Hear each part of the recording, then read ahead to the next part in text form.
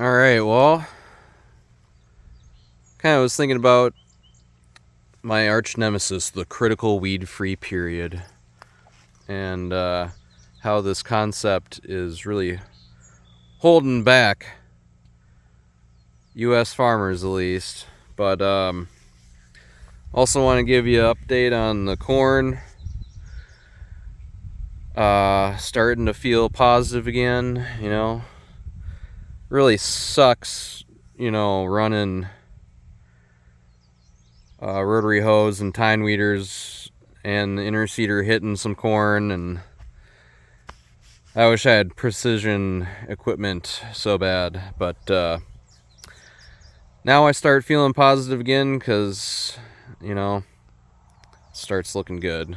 Give you update, but this spot looks good at least. But yeah, lots of trials and tribulations this year. But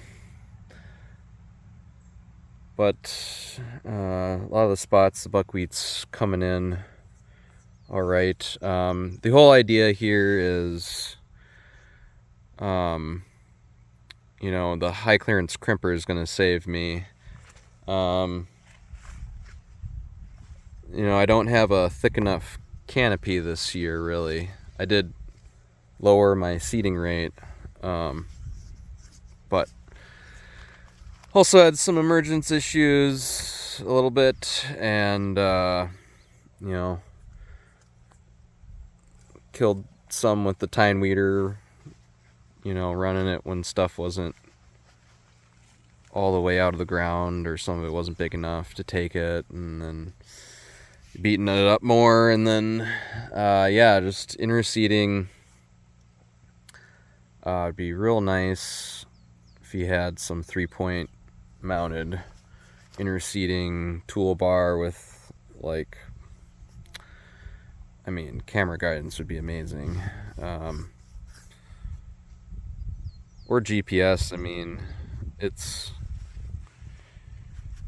It would be better. Anyways, I don't have that kind of money, so I'm just driving by hand, and I'm putting down a lot of downforce on the drill to get it into the ground with this wet year, and then also to try and rip out weeds that are harder to kill with tine weeder and rotary hoe. So I'm running the interseeder more aggressive, and then when you don't hit a whole lot of corn, but when you do, you can kill it. You have to hit it right on the money with the double disc opener, and luckily you don't hit it's only 4 rows wide, my interseeder, but you don't hit all 4 rows at a time. But anyways, long story short, I don't know. You knock out a depressing amount of your canopy just battling stuff, but now I get to just watch it grow. Doesn't look half bad now. Cover crop's coming in. But critical weed-free period. Crimping is going to save me here even with other weeds, because they're going to have to try and grow with buckwheat. They'll get elongated, and then I'll crimp it, and stuff becomes way more crimpable when it elongates, and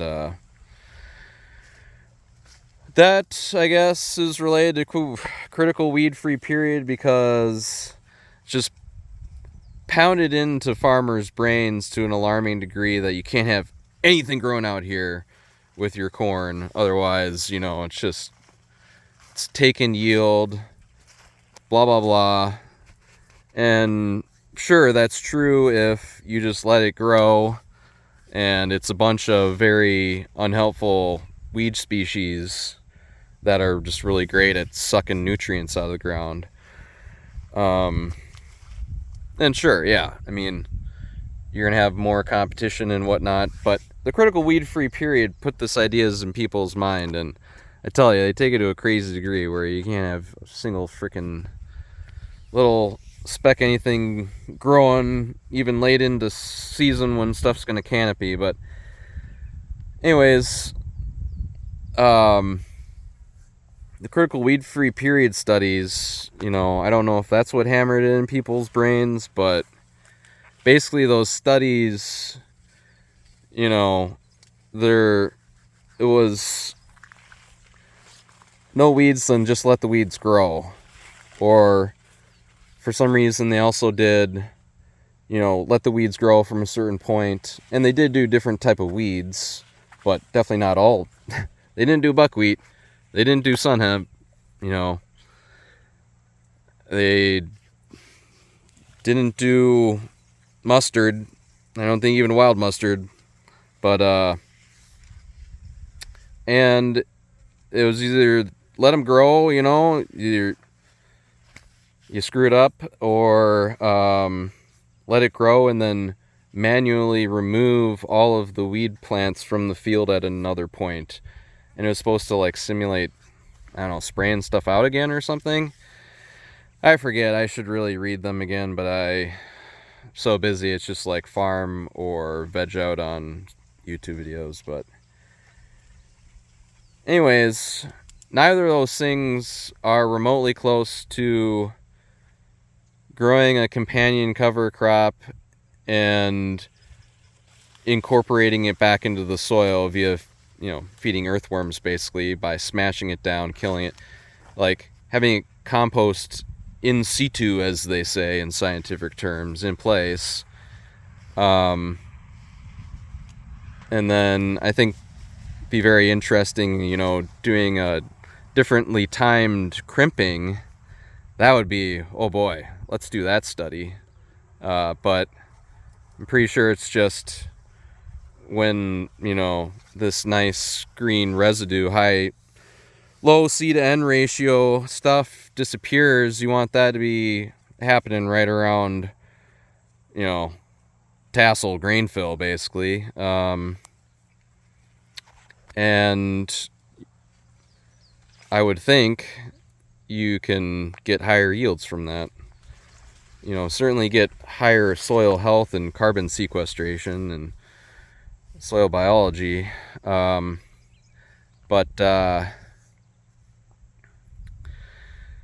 Yeah, basically in past years I've either crimped too early because, you know, it's a low clearance crimper and, you know, fairly soon you have to run it, and that might not be the worst thing this year since it's, you know, kind of a mixed, got a lot of weeds out here with the buckwheat. But anyways,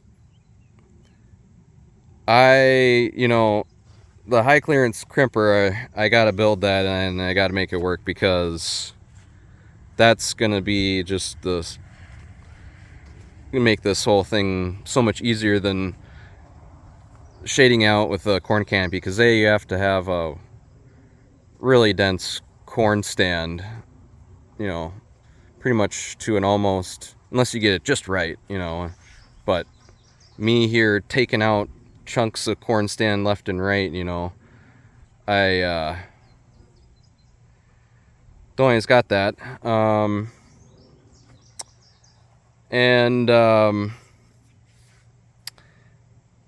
Yeah, so you need a good corn stand, and you need a good, really good buckwheat stand. And you need it not planted too early and stress out your corn. And but yeah, and then if you have both those things really going for you, you got good moisture so the corn doesn't pineapple up on you and give a bunch of light to the buckwheat, then, you know, there's a lot of things that gotta go right to shade it out. But I mean, if you got irrigation and whatnot, sure, go for it. But anyways, very long story short,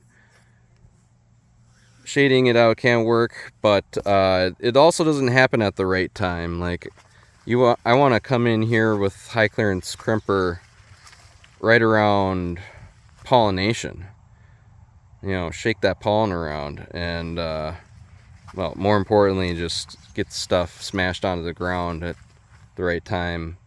And that's, you know, shading it out, it's going to be a bit later than that, that it happens. And so, anyways, long story short, the whole critical weed-free period thing is just reinforcing this narrative, and it's like none of that is science that is in any way comparable to growing a companion cover crop and crimping it onto the ground, getting it decomposing, and feeding your soil.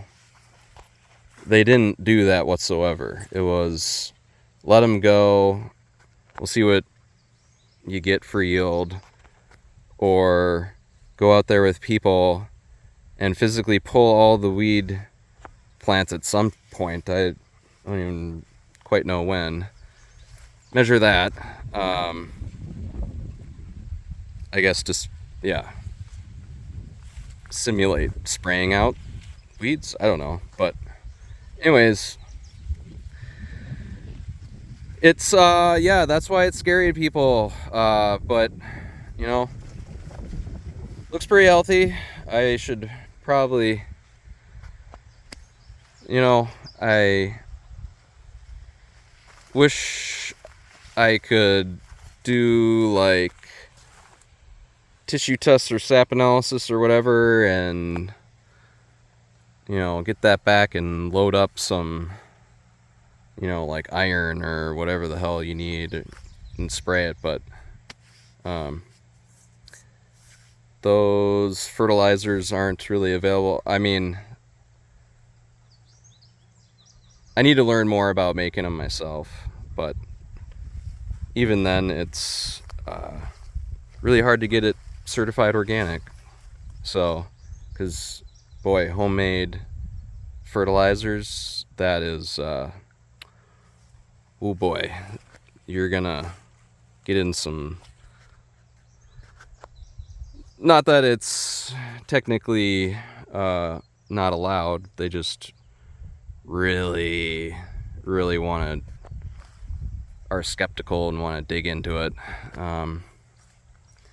And I've heard, you know, homemade, you know, like vermicast extract, like the guy just getting chewed out over that. So I mean, it's like, all right. Anyways,